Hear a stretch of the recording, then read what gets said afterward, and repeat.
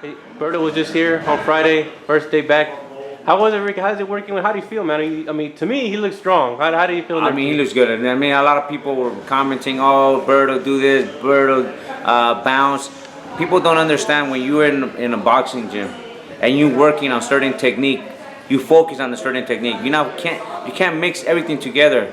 There's some little flaws that Berto has that I thought. I mean, we were just practicing on certain things that day, like over right hand.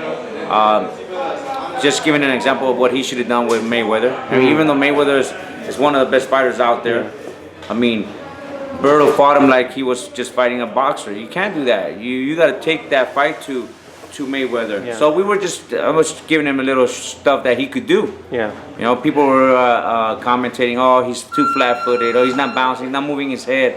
I understand this. We're not focusing on that. I mean, there's a lot of different things. We're working on different things. You work on certain things when you're working on technique. You can't focus on moving forward. That all blends in together when you're boxing and you're practicing the technique that we were working on that day, like over right hand, a left uppercut, right hand, come back with a hook. And then later during the training, then we add those movements that he needs to move his head, his footwork, because he is a little bit stiff. Berto he needs to learn how to relax more. He's always been a powerful puncher. Yeah.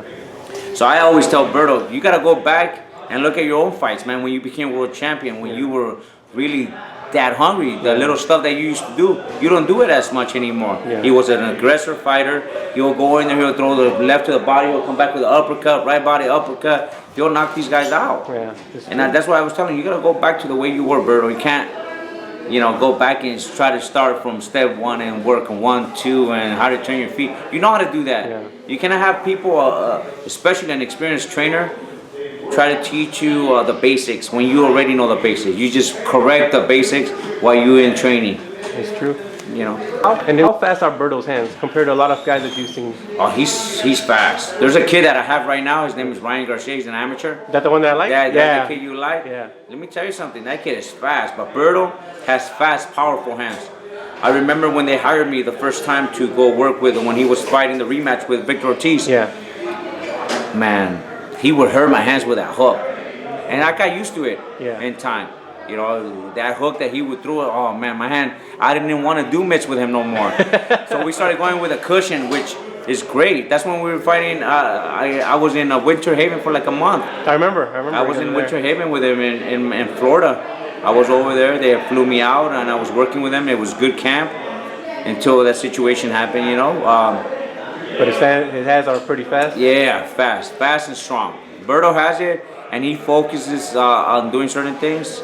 He's gonna be a tough fighter, tougher than what he is, because he's a badass. I mean, he just needs to lit that fire up back again.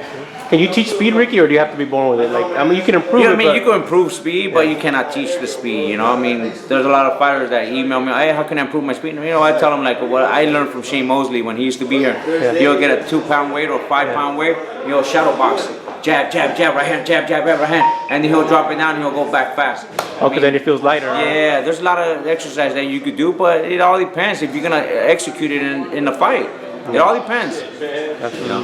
So working with Berto and his speed is tremendous, especially if he has that power. When you combine both, right? Yes. Yeah. I mean, he has his trainer. I mean, up in Oakland, but out here, I mean, I would love Berto to work here. I mean, we go way back from when he hired me the first time. I still remember. Oh, I would love to work with him. I still believe that he could become world champion again, and he will. I think so too.